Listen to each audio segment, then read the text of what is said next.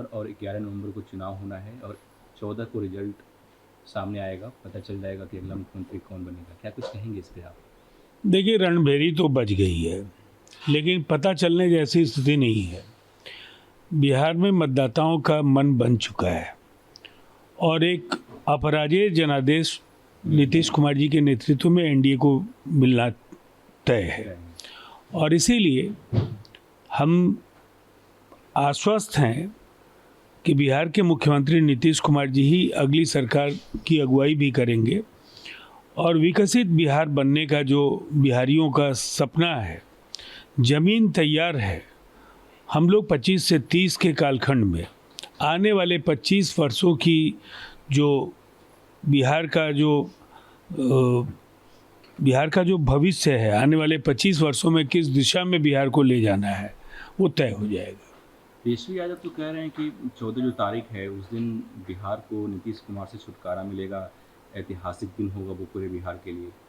देखिए, राजद का सफाया होना तय है। 2010 से भी बुरी स्थितियां उनके सामने हैं।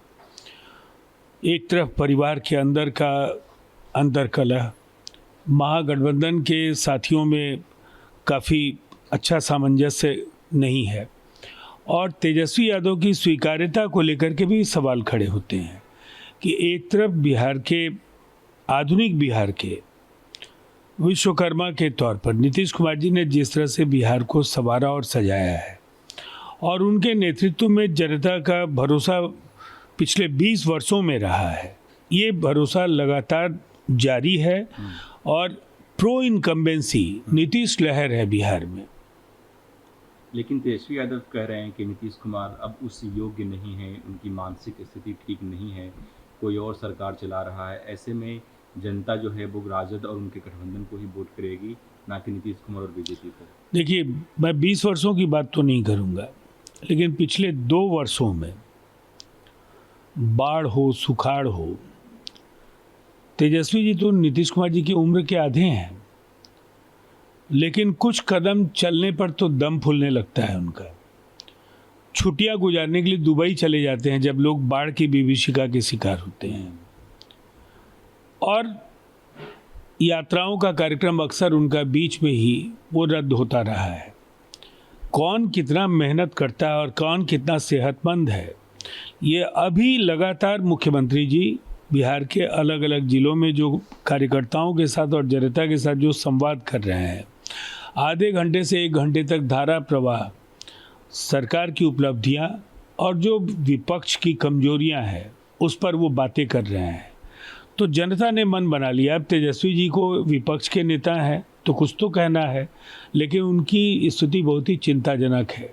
2010 से भी बुरी स्थितियों का शिकार राष्ट्रीय जनता दल और उनके साथी होने जा रहे हैं। कल पटना को मेट्रो मिला, क्रिकेट स्टेडियम मिला बिहार को, जिसको लेकर के तेजस्वी यादव ने कहा कि ये सब तो होते रहता है, चुनाव है इसलिए ये सब ज़्यादा देखने को मिल रहा है, चुनाव नहीं होता तो देखिए, स्टेडियम कुछ हुआ ही नहीं। नहीं, ये स्टेडियम एक दिन में तो नहीं बन गया है और ये मेट्रो की परियोजना भी पटना के नागरिकों को आज एक दिन में तो नहीं मिल रही है। ये कोई अलादीन का चिराग नहीं है कि आधारभूत संरचना के इतने बड़े बड़े कार्य सीधे एक दिन में पूरे हो जाएं।